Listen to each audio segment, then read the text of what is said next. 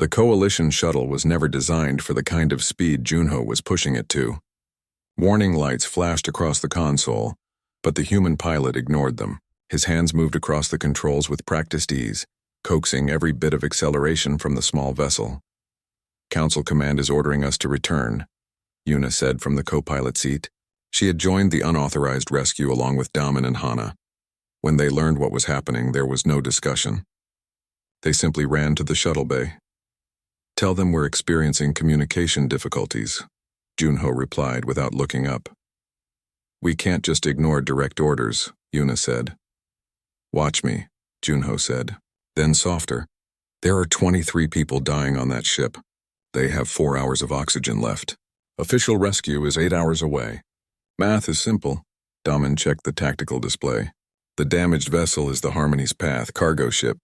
Crew of 23 from 6 different species. They were attacked by the Corveth near the border region." "Corveth," Hana said. "I read about them in the briefing files. Hostile species. They've been testing Coalition defenses, which means there could still be attackers in the area," Yuna said. "We could be flying into a combat zone with no weapons and no backup." "Yes," Junho agreed. "Problem?" Yuna looked at him, then at Daman and Hana. They all wore the same expression. Not bravery exactly, more like a simple refusal to consider any other option. People were dying. They could help. The calculation ended there. "No problem," Yuna said. "Let's go save some lives." The Harmony's Path appeared on their sensors 30 minutes later. The ship was in bad shape. Hull breaches, power flickering, life support failing. It tumbled slowly through space, no longer under its own control. "Scanning for life signs," Hana reported. "I'm reading 23 beings. All alive, but several are in medical distress." "And the hull damage?" Daman asked. "Multiple breaches. Reactor is unstable. If we try to dock, we could trigger a cascade failure that kills everyone." "So we don't dock," Junho said. "We go in through the breaches." Ambassador Kira's voice crackled over their communication system. She had stayed behind on the Nexus, arguing with the Council to buy them time. "The Council is threatening to charge you with violations of about 20 different regulations. I'm holding them off, but you need to move fast." "Understood," Daman said. "Beginning rescue operation." They suited up in emergency pressure gear. Junho brought the shuttle close to the largest hull breach, holding position with small thruster bursts. One by one, they jumped across the gap between vessels, magnetic boots clamping onto the damaged hull. Inside the Harmony's Path, emergency lighting cast everything in red shadows. The air was thin and getting thinner. Yuna's suit sensors showed dangerous levels of carbon dioxide. "Split up," Daman ordered. "Find the survivors and get them to the main cargo hold. That's the most structurally sound area. Move fast." Yuna ran through the corridors, her medical scanner leading her to life signs. She found the first survivor in what looked like crew quarters. A luminal, one of the peaceful species she had met during the trials. The being was barely conscious, its bioluminescence flickering weakly. "I've got you," Yuna said, helping the luminal to its feet. The being was light, almost fragile. She half-carried it toward the cargo hold. More survivors. A pair of Vren, the insectoid species. 3 Shal, their crystalline bodies cracked but intact. Yuna worked on autopilot, finding people, moving them, trying not to think about the groaning metal around her or the reactor warnings flashing on every display. Hana had set up a triage area in the cargo hold. She worked quickly, administering oxygen, treating wounds with whatever medical supplies they had brought. Most of her treatments were improvised. Human medicine adapted for alien biology. It shouldn't work, but somehow it did. 22 accounted for, Daman reported. 1 still missing. Yuna checked her scanner. 1 life sign isolated in a sealed section of the ship. Engineering compartment. But it's flooded with radiation. "Whoever's in there is dying," Daman finished. "Where?" Yuna pulled up the ship's layout. 2 decks down, aft section. Daman was already moving. "Get everyone ready to evacuate. I'll get the last one." "The radiation levels will kill you," Yuna protested. "Then they'll kill me fast," Daman said. "But that person doesn't have to die alone. Human rule, nobody gets left behind." He disappeared down the corridor before Yuna could argue further. The engineering section was worse than the scanner had suggested. Yuna watched Damon's suit readings from her helmet display. Radiation exposure climbing rapidly. He should turn back. He should save himself. He kept going. He found the survivor trapped under debris. a luminal engineer barely conscious. Damon cleared the debris with his bare hands, ignoring the warning screaming in his helmet. He lifted the luminal, lighter than a human child, and started back. Damon, your exposure is critical, Una said over the comm. You need medical attention immediately. After we get everyone out, Damon replied. His voice was steady, but Una could hear the strain in it. The reactor chose that moment to spike. Every alarm on the ship went off at once.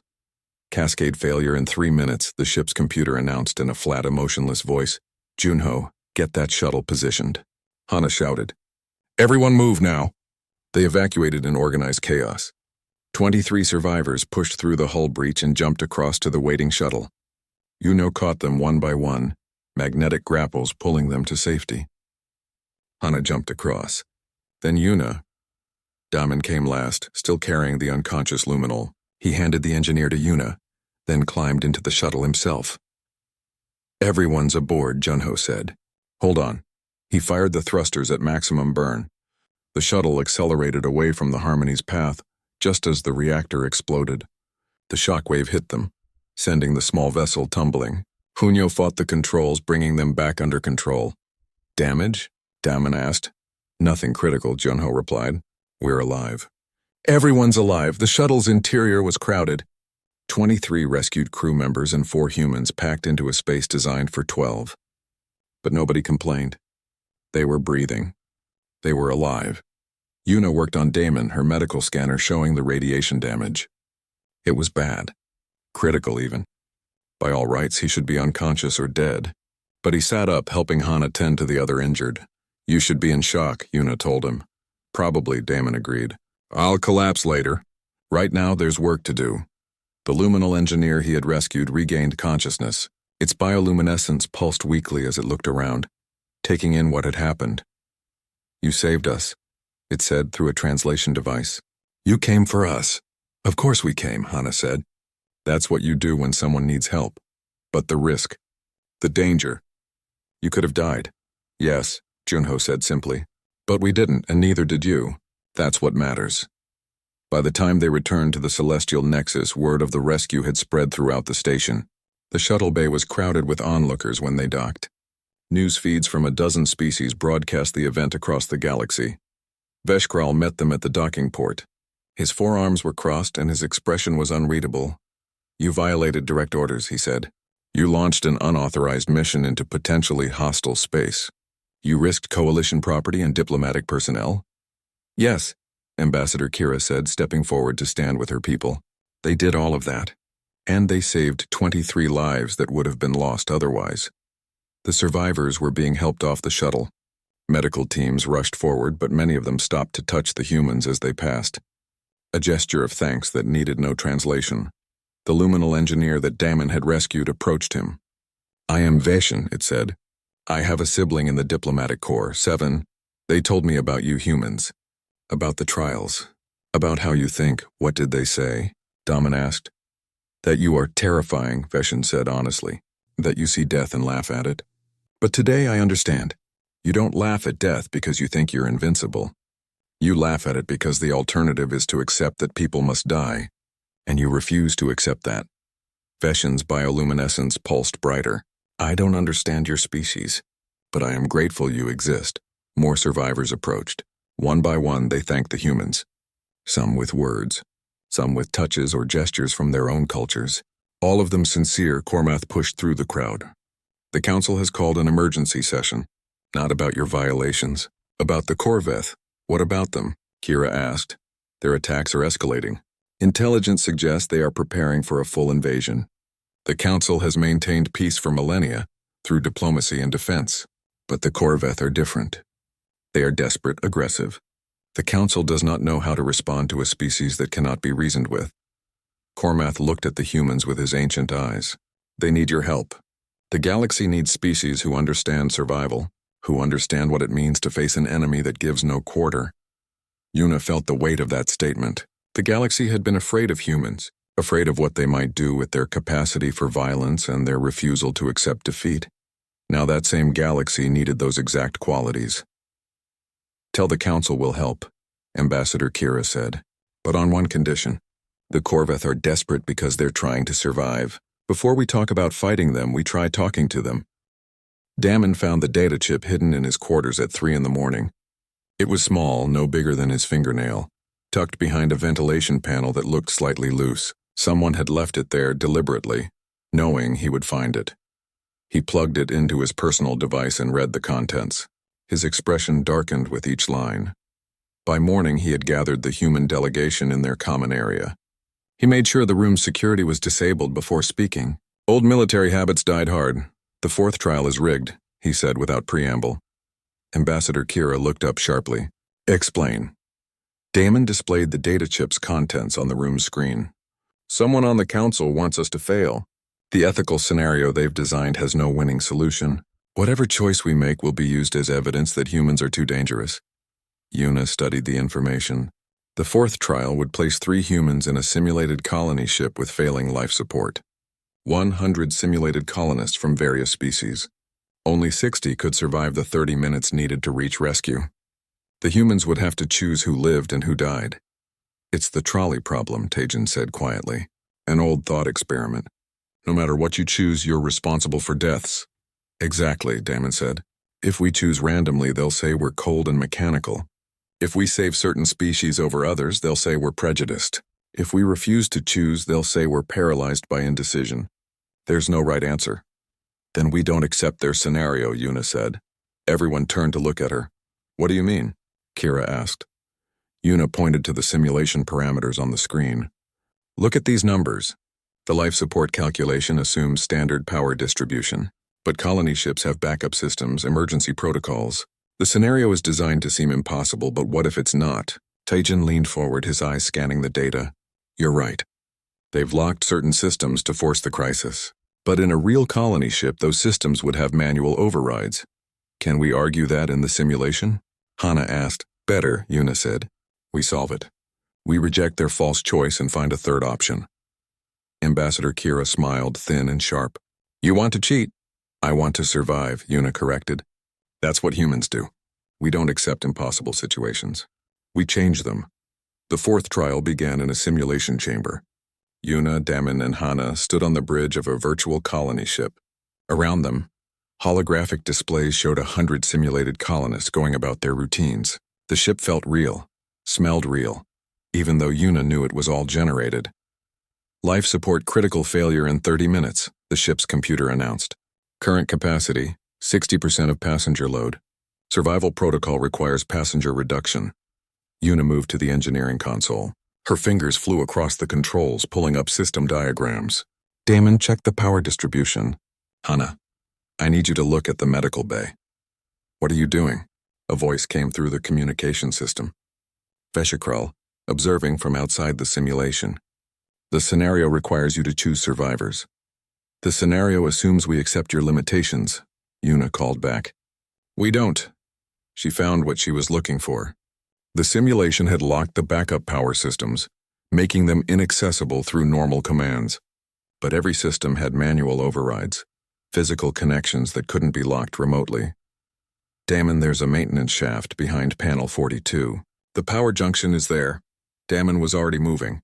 He pulled the panel free and crawled into the narrow shaft. In reality, he was just crouching in the simulation chamber, but the virtual reality made it feel completely real. Got it. His voice came back. Rerouting power from non-essential systems. Lights, entertainment, half the sensors we don't need. Hana, status? Una asked.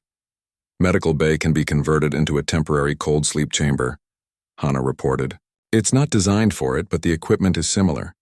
I can put 20 colonists into medically induced stasis. That reduces their oxygen needs by 90%. Perfect. Do it. Outside the simulation, Una could hear arguing. The council observers were upset. This wasn't how the trial was supposed to go. They are violating the scenario parameters, someone protested. They are solving the problem, Cormath's voice replied. Is that not the point of this trial? Una ignored them. She focused on the math. Power rerouted, life support functioning at 75%. 20 colonists in cold sleep. That left 80 people needing oxygen, and they now had enough for 85. Not enough, she muttered. We're close, but not there. Navigation, Tejan's voice came through. He wasn't in the simulation, but he was watching from outside. Check the navigation plan. See if you can reach help faster. Una pulled up the ship's trajectory. It was a standard efficient path, calculated for fuel economy and safety. Safe and slow, she reprogrammed it. The new course swung dangerously close to a nearby moon, using its gravity to accelerate the ship. It was risky. One miscalculation and they would crash, but it cut travel time from 30 minutes to 23. That maneuver is unsafe, Veshikral said. Unacceptable risk. It's acceptable to us, Una replied. 23 minutes. Hana, can your cold sleep system handle that reduced time? Yes, Hana confirmed.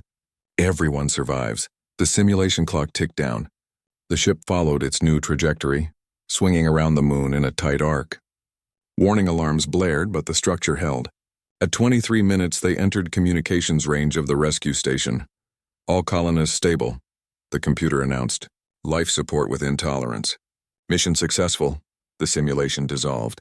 Una, Damin, and Hana stood in an empty chamber, surrounded by angry council observers.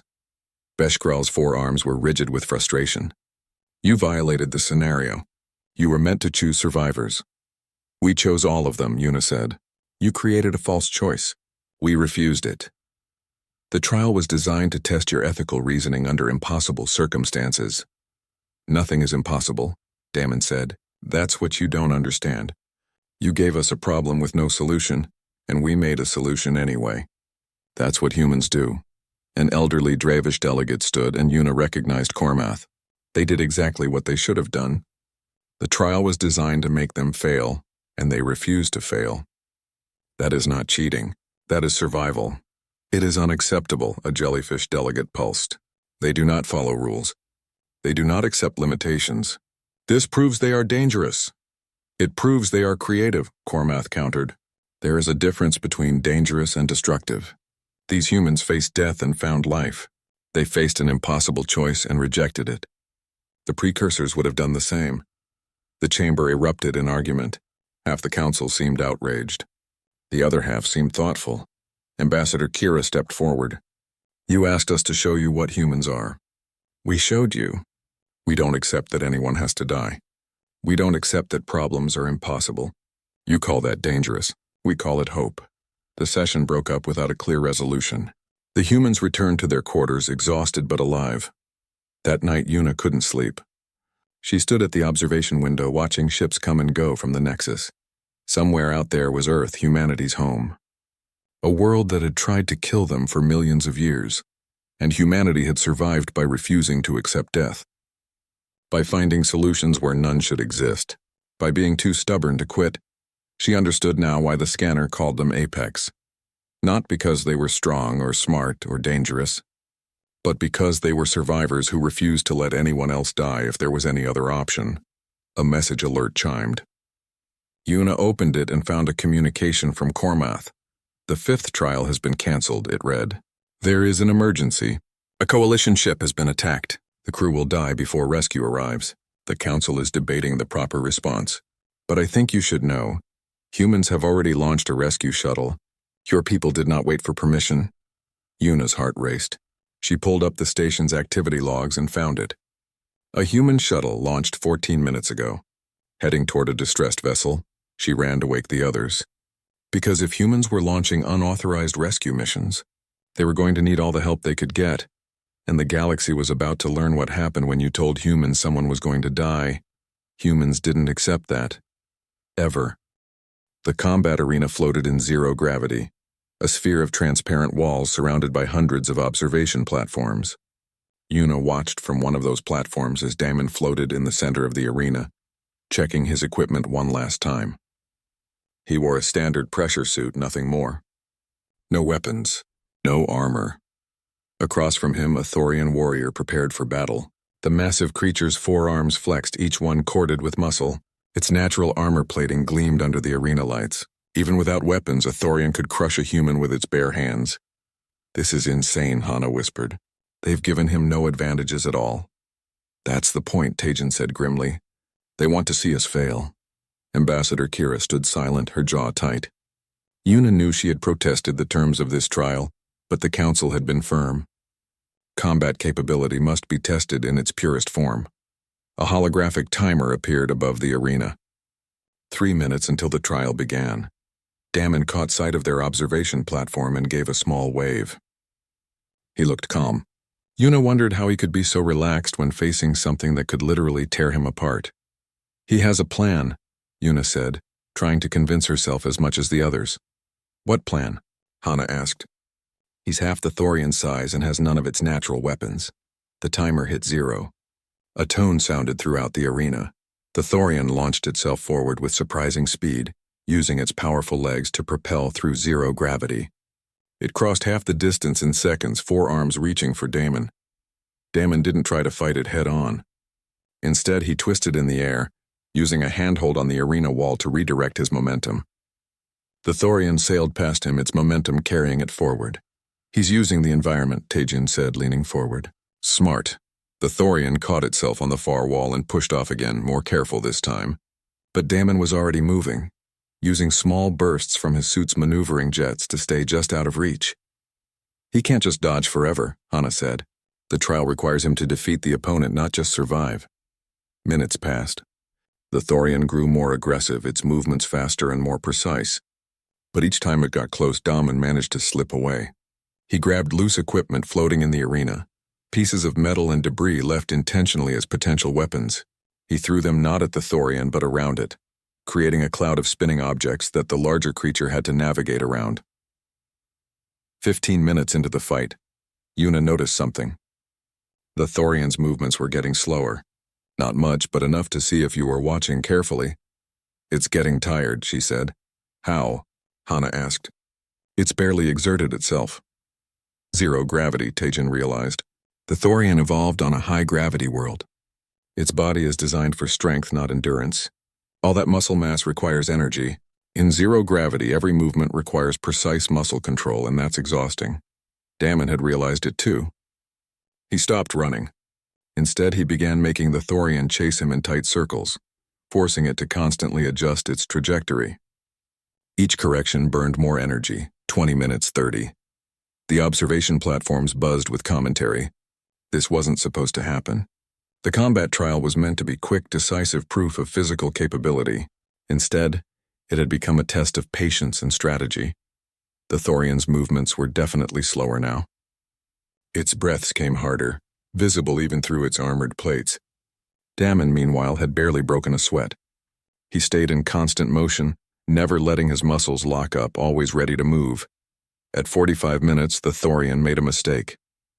It pushed off the wall too hard, moving too fast to correct course. Damon waited until the last second, then dodged aside and grabbed one of the Thorian's arms as it passed. He used the larger creature's own momentum to spin it around, slamming it into the arena wall. The Thorian tried to recover, but its movements were sluggish now. Damon didn't press the attack. He just kept moving, keeping distance, letting exhaustion do the work. At 53 minutes, the Thorian's arm stopped moving. It floated in the center of the arena, conscious but completely spent. Its entire body heaved with each breath. Damon floated nearby, waiting. The arena's medical sensors flashed green, indicating the Thorian was in no danger but was physically incapable of continuing. Winner. Human Damon, the arena's automated system announced. The observation platforms erupted in noise. Some delegates were impressed. Others were disturbed. A few looked angry. Medical teams entered the arena to retrieve the Thorian. Damon floated over to the observation platform where his fellow humans waited. When the barrier opened, he pulled himself inside. That was terrifying, Hana said, checking him over with her medical scanner. That was smart, Taejin corrected. You didn't try to win his way. You made him fight on your terms, Damon shrugged. Humans aren't the strongest or fastest species, but we can outlast almost anything. Our ancestors hunted by chasing prey until it collapsed from exhaustion. I just did the same thing. Veshikrel appeared on their platform, his forearms crossed. An unusual victory. The council expected a more direct confrontation. I won using the skills my species evolved, Damon said. Endurance. Pattern recognition. Tactical thinking. Isn't that what you wanted to see? Veshikrel's expression was unreadable. The second trial begins tomorrow. Biological resilience. Dr. Yuna Park will be the test subject. He paused. I suggest you rest.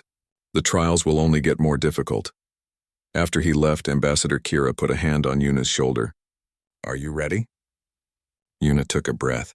Biological resilience means they're going to test how my body handles foreign substances. Toxins, probably. Maybe pathogens. Can you pass? Kira asked. I don't know, Una admitted. Humans have good livers, strong immune systems. But we're not designed for alien biology. Some of those toxins could be deadly. Then we prepare, Kira said. Tejan, work with Una tonight. Go through every piece of data we have on coalition biology.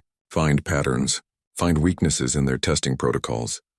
That night, Una barely slept. She reviewed medical files, studied toxicology reports, and tried to understand what she was about to face. Human bodies were remarkably good at processing poisons. Thousands of years of eating plants that didn't want to be eaten had given humans livers that could filter almost anything, but alien toxins were different. Unknown chemistry, unknown effects. The second trial took place in a medical facility. Una sat in a chair surrounded by monitoring equipment, while coalition doctors prepared their tests. She recognized some of the substances they brought out. Venom from a Keltor predator, spores from a Dravish fungus, chemical compounds that would incapacitate most species. We will introduce each substance in controlled doses, the head doctor explained. If you show severe distress, we will stop and administer antidotes. And if I don't show severe distress? Una asked. Then we continue until we establish your tolerance levels. The first injection burned going in. Una felt her heart rate spike, her vision blur. The monitors around her flashed warnings. Then slowly her body adjusted. Her liver kicked into high gear, processing the toxin.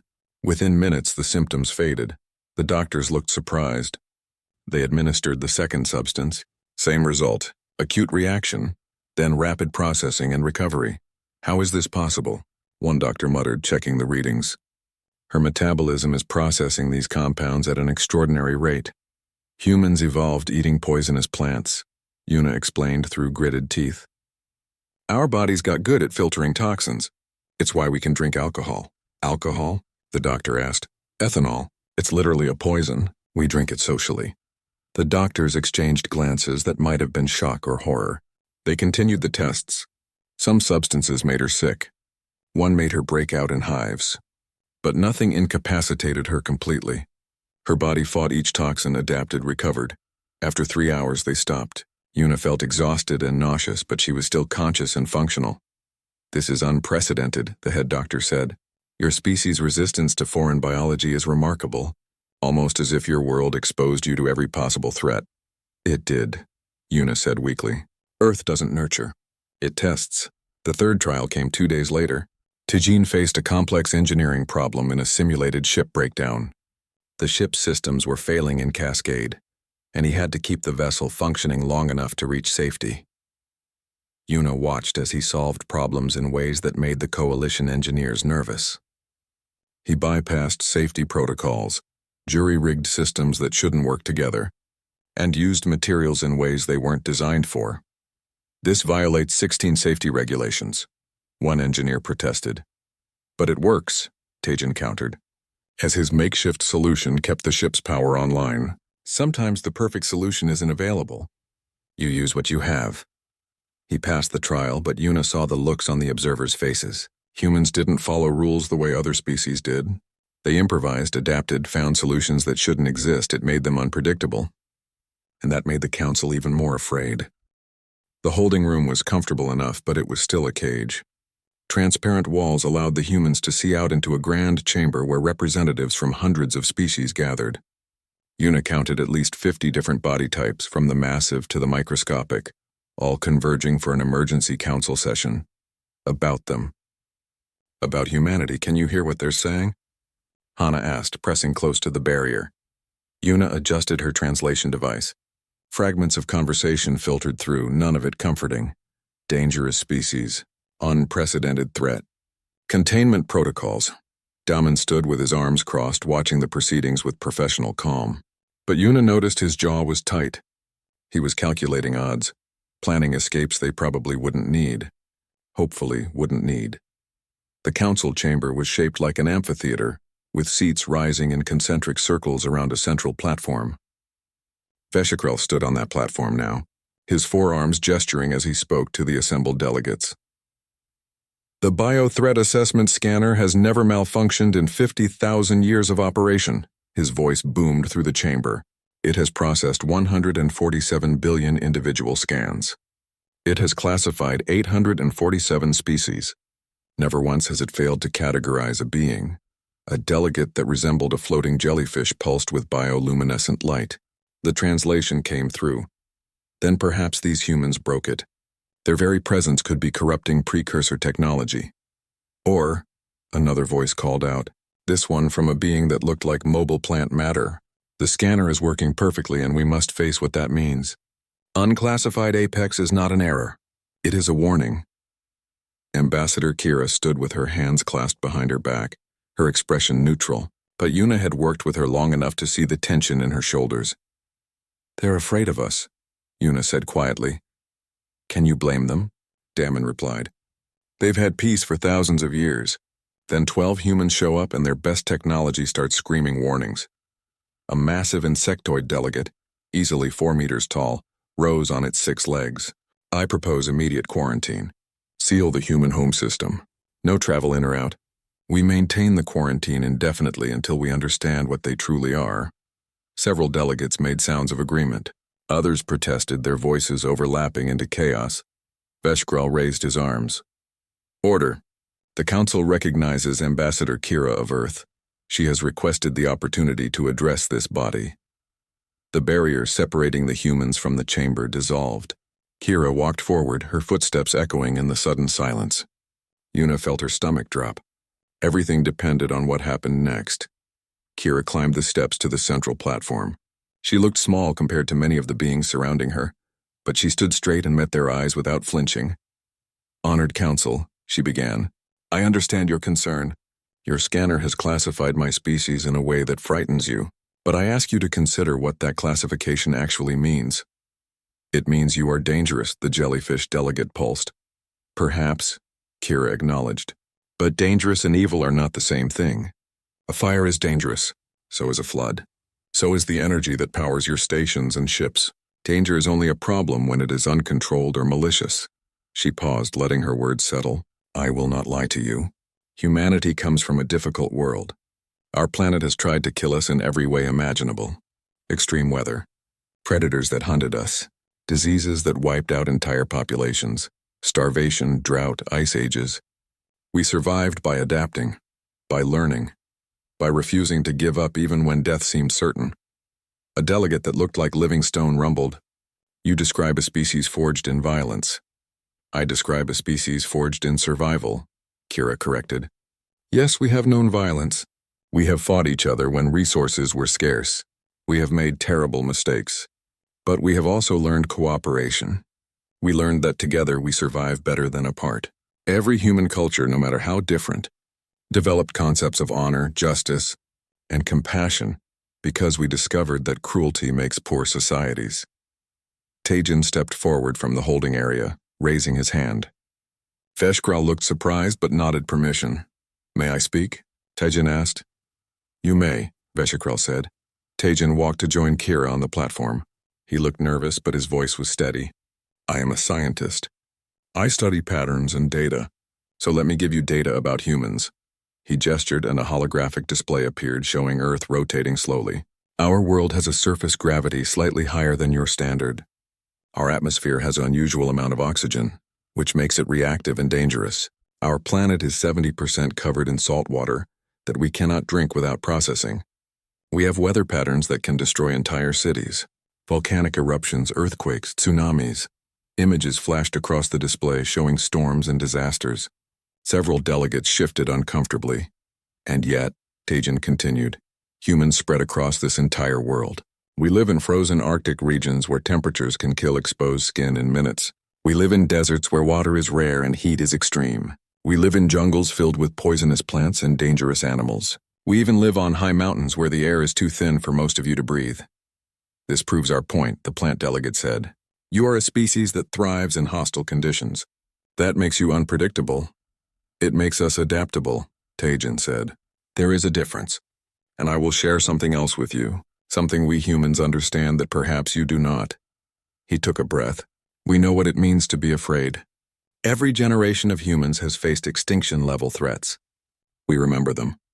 We carry those memories in our stories, our myths, our histories. And those memories taught us something vital. We never want anyone else to face extinction alone. The chamber fell silent. Cormath, the old Dravish scholar, rose slowly from his seat. The human speaks truth about the precursor designation. I have researched further. The term crucible in precursor text does not merely mean hardship. It means a test that either destroys a species or transforms it into something capable of greatness. He moved to the platform, his aged body moving carefully. The precursors themselves came from such a world. They understood what it meant to survive the impossible, and they left the scanner not as a weapon detection system, but as a recognition system. They wanted future generations to identify species that had the potential to achieve great things, for good or ill. Then we should contain them, the insectoid delegate insisted. Great things for ill is still a threat. I propose an alternative, Cormath said. Test them. The Council has the authority to administer evaluation trials. Let us see what these humans do when faced with challenges. Let us see if they use their abilities for destruction or construction. Veshkral's forearms moved in what might have been a gesture of consideration. The Council will vote. All in favor of immediate quarantine? Una held her breath as delegates signaled their votes. The holographic tally showed 43% in favor. All in favor of evaluation trials. The tally shifted. 51%. A slim majority, but enough. The motion passes, Veshkral announced. The humans will undergo 5 evaluation trials over the next 30 days. These trials will test combat capability, biological resilience, problem-solving, ethical decision-making, and cooperation. If they pass, they will be granted provisional membership in the coalition. If they fail, he didn't need to finish. Everyone understood what failure meant. Ambassador Kira bowed slightly. The people of Earth accept these terms. We will prove that we are worthy to stand among you. As the humans were escorted back to their quarters, Una overheard 2 delegates talking in hushed tones. The trials will be designed to make them fail, one said. Of course, the other replied. The Council is afraid. Better to eliminate a threat now than wait for it to grow. Una felt a chill run down her spine.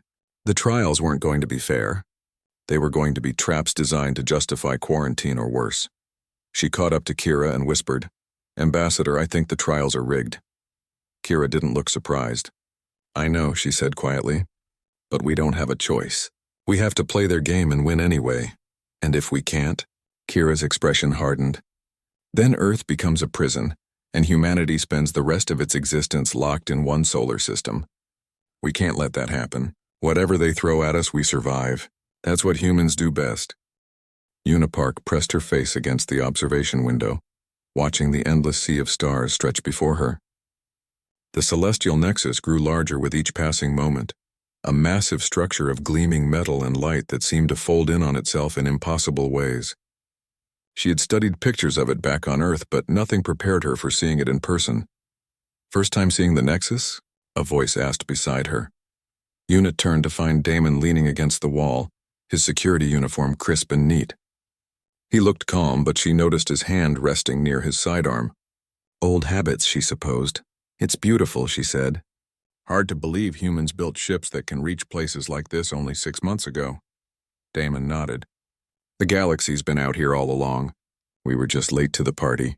Their shuttle docked with a soft thud. Ambassador Kira gathered the small delegation together.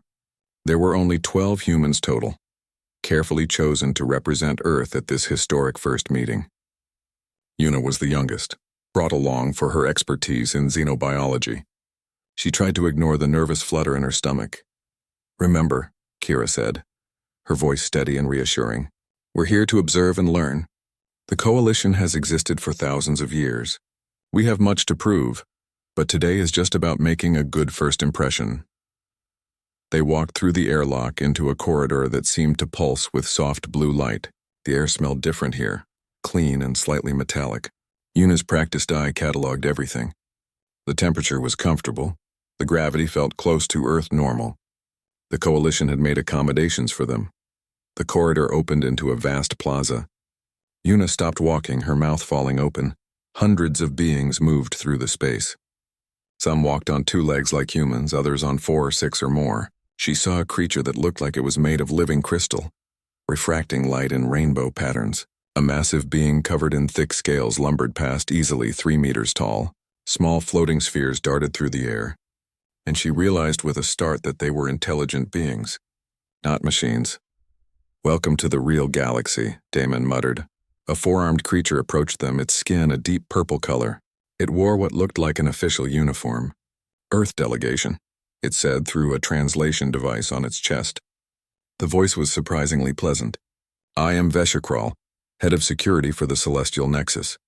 You must pass through the biothreat assessment scanner before entering the main station. Standard procedure for all visitors." "Of course," Kira said smoothly. "We understand." Veshikral led them to a large archway filled with shimmering energy. A line of beings waited their turn to pass through.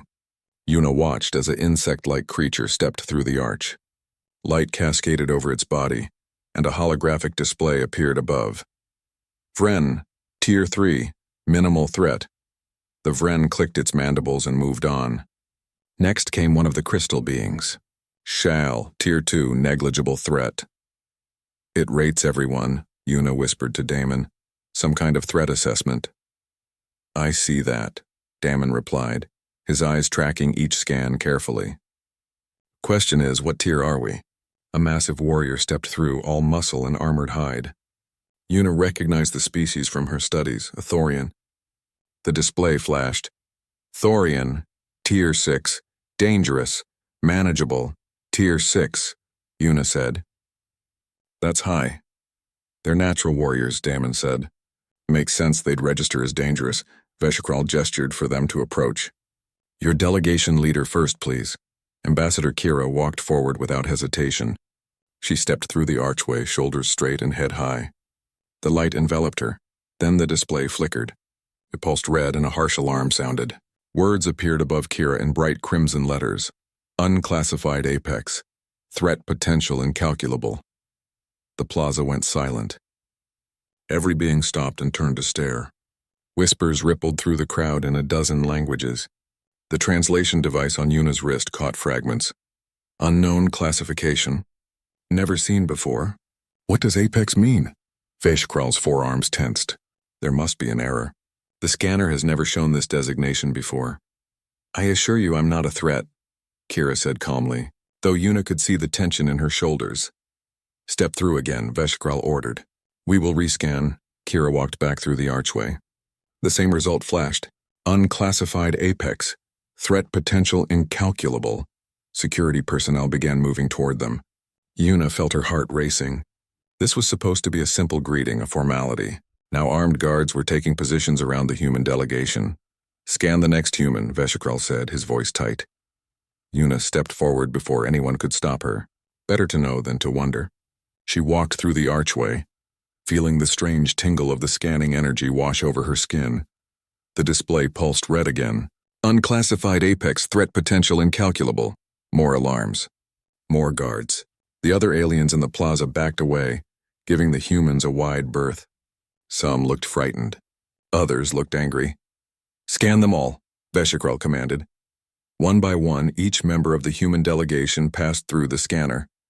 Damon, with his military bearing. Tejan, the engineer. Hana, their medical officer. Every single human received the same classification. 12 humans. 12 identical readings. Unclassified apex. A elderly creature that looked like a bipedal reptile pushed through the crowd. Its scales were faded with age, and it moved with the careful steps of someone very old. "Veshikral," it said, its voice rasping. "I am Kormath of the Dravish. I study ancient languages. I must speak with the council immediately." "Scholar Kormath, this is not the time." "It is precisely the time," Kormath insisted. "I have studied the precursor language for 60 years. That designation, the word apex does not mean what you think it means." Veshikral paused. The precursors were the ancient race that had built the scanner, among other wonders. They had vanished 50,000 years ago, but their technology still surpassed anything the modern galaxy could create. "What does it mean?" Veshikral asked. Kormath looked at the humans with something that might have been fear or awe. "In the original precursor tongue, apex does not mean top predator. It means survivor of the crucible. It is a designation for species that evolved under the harshest possible conditions. All species evolve, Veshkral said. No. Kormath shook his head slowly. Most species evolved on worlds that nurtured them. Gentle gravity, stable climate, abundant resources. The precursors came from a death world. Extreme conditions, constant danger, survival against impossible odds. This scanner was built to identify others like them. Yuna felt the weight of every eye in the plaza on her. She thought about Earth, about ice ages and mass extinctions, about predators that could smell blood from kilometers away and plants that evolved poison just to survive being eaten, about humans learning to chase prey until it collapsed from exhaustion because they were too slow to catch it any other way. Earth had tried to kill humanity at every turn. And humanity had survived. Seal them in the reception area, Veshkral ordered. I must convene an emergency council session. The galaxy needs to decide what to do about Earth. As guards escorted the delegation away, Yuna caught Damon's eye. He gave her a small, grim smile. Well, he said quietly, at least we made an impression. Ambassador Kira walked beside them, her face unreadable. The question now, she said, is whether the galaxy will see us as allies or threats. And I suspect we won't like the answer.